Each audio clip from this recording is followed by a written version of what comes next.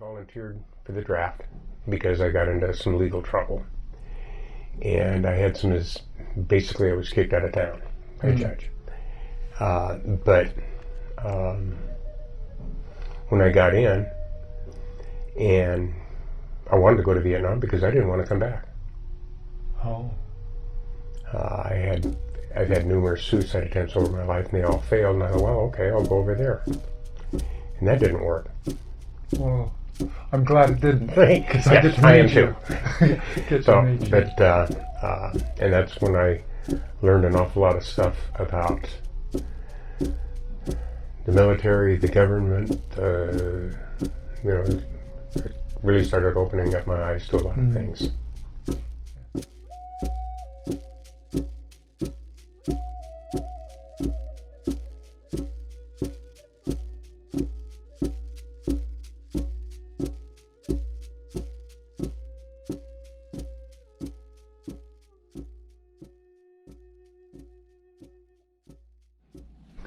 This is Blair, and she's agreed to answer the 3 dream questions. Are you ready, Blair? Yes. Okay, the first question is your hopes and your dreams.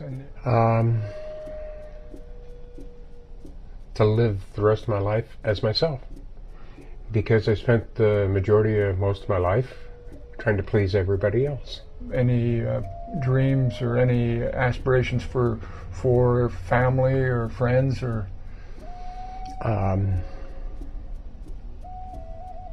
Just that they be happy. Okay. Be themselves.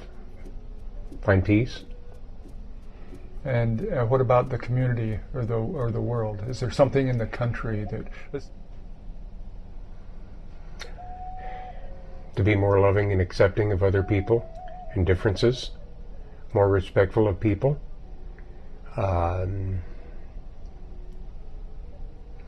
Everybody wants the right to be themselves, but too often they try to impose their beliefs on other people, and that isn't right.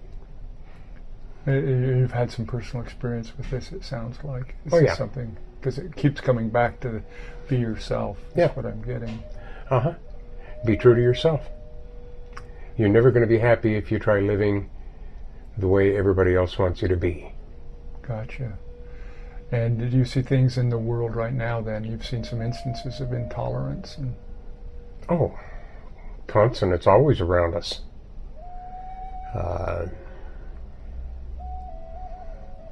Too many people trying to impose their beliefs on other people. And unfortunately, some of those groups want to kill the people who won't believe what they want them to believe. Yeah. Torture and kill, and that's not right. And our government, this country, really isn't any better than any of the others. This country is just as dirty as the rest. Okay. Trying to impose their beliefs on everybody else, and trying to tell everybody else how to live. Chasing the almighty dollar, chasing the power. Power and money. Power and money. Yeah. Are what's driving the world. And the majority of the people are a bunch of sheep. Follow the leader. I'm going to switch the questions now. Do you remember your dreams when you were growing up? Some of the things you wanted to do, and some of the things you aspired to? Oh. To be my true self, what I felt inside, to be that on the outside. Well, it was impossible at the time. Yeah. Never been accepted for who I truly am back then. At all, by family, community, anybody. So it sounds like right now you're kind of living your dream then. Yes, I am. You're able to do that. Yeah. You found the community that you were looking for. Yeah. So I think the answer is already implied in what you've already said for the last question, and that would be is if you could go back and talk to the 13-year-old Blair, what would you tell her? To run away, leave the situation I was in, and find my own true way. Okay. And if you were going to talk to a group of young people starting out in life? In today's time, have the courage to be yourself and seek out the help if you can't do it on your own, which so many young people can't, obviously, and get the support to find your happiness. Find the community, maybe. Find their community, find happiness. Okay. Yeah. Has anything else come up for you while we've been talking? I